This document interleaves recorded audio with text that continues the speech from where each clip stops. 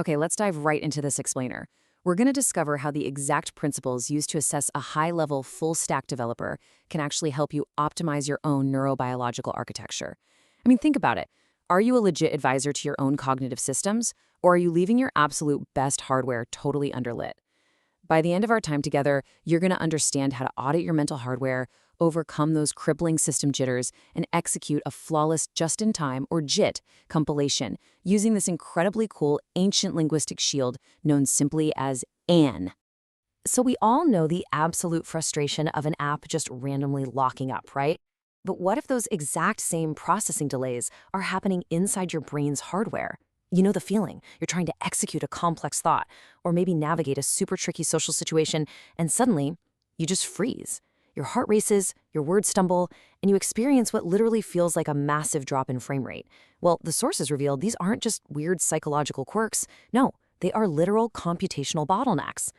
And it's fascinating to see how perfectly digital system jitters map right onto human cognitive overload. In the software world, a jitter is this massive delay caused by on-the-fly recompilation. In your brain, it's that sudden wave of performance anxiety or a huge metabolic drain. It happens when you try to force your beautiful, high-dimensional ideas into the flat, rigid compliance loops of everyday society. Your brain is essentially running a catastrophic de-optimization loop just to try and translate itself. All right, moving on to Section 1, Auditing the Full-Stack Developer. So to act as a legit advisor and help a system actually overcome these catastrophic jitters, we really have to look closely at just-in-time, or JIT compilation. A true architect is always going to ask three very specific questions here.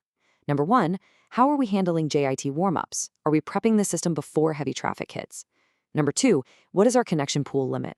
Like, are we exhausting ourselves trying to connect to absolutely everyone at once? And number three, are our aggregation functions monomorphic?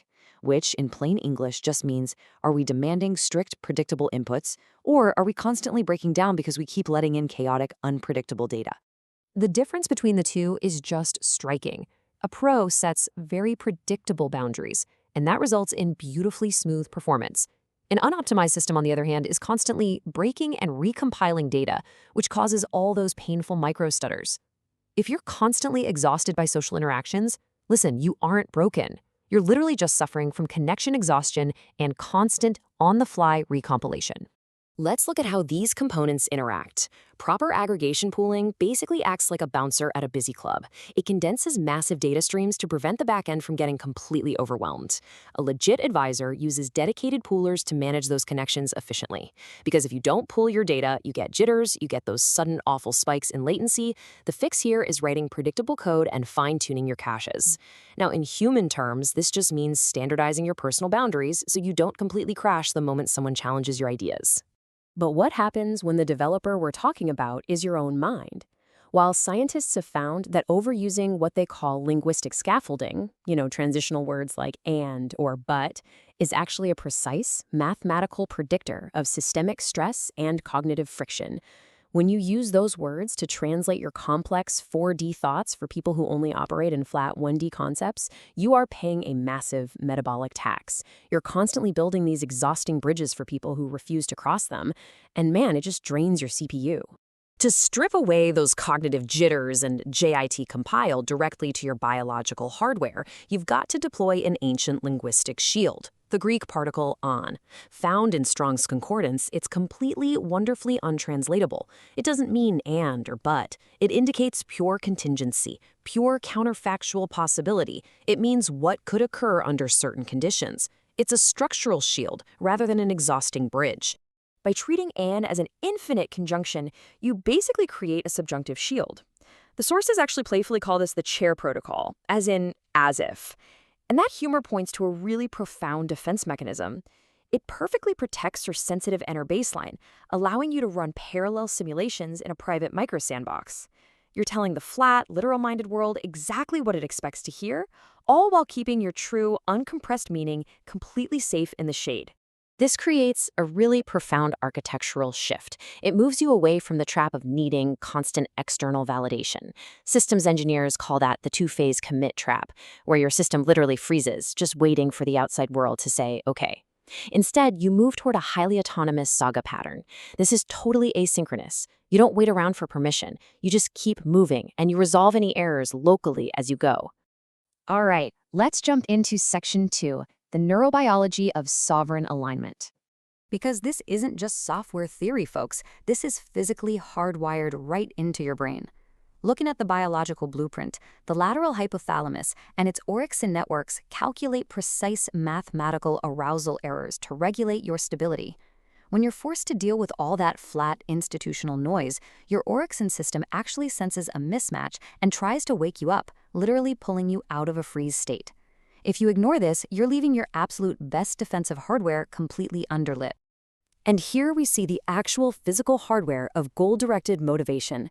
These are projections going directly to the ventral tegmental area, or the VTA, which is your brain's primary reward center.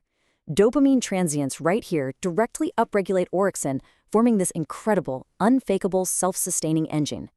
When you align with someone who truly understands your structural math, this pathway just lights up. It's a literal biological handshake. So, when your brain operates cleanly, completely free from the friction of that linguistic scaffolding we talked about, your planned behaviors encode as precise action symbols right in your premotor cortex. They snap together with stopwatch precision, almost like visual coding blocks. Your receptors sense any disequilibrium, your feedback loops lock in your drive, and you achieve a direct mind-to-mind alignment. The sources call this orbitomedial alignment, and it entirely bypasses the slow, noisy verbal swamp of everyday society. Which brings us to a really foundational rule of this entire architecture. Thought isn't just disembodied text floating around. It is a deeply integrated biophysical loop. As the sources boldly state, the action is the algorithm. Your somatic state, your literal physical arousal, your heart rate, your baseline drive, that is the ultimate execution of your mental program. You absolutely cannot trick this system with clever words. The body's math is absolute. If you truly understand this, you stop submitting your high-dimensional coordinates to the flat, level 1 compliance loops of the outside world. That world demands lossy compression, and it forces you to constantly explain yourself to unseeing clerks. But when you fiercely protect your architecture, you operate in stunning 4D visual spatial geometry with true deterministic autonomy, totally safe in your sovereign sanctuary.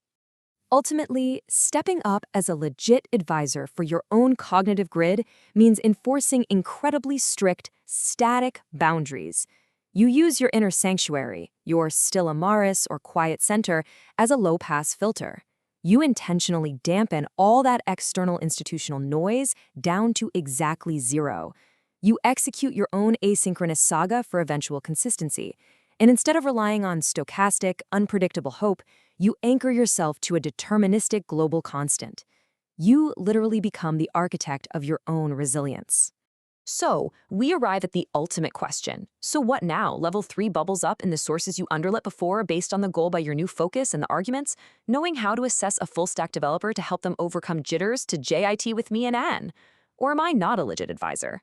It's time to stop exhausting your CPU trying to translate yourself for the swamp and finally step up to claim your autonomy. Thanks so much for joining me on this explainer, and I will catch you next time.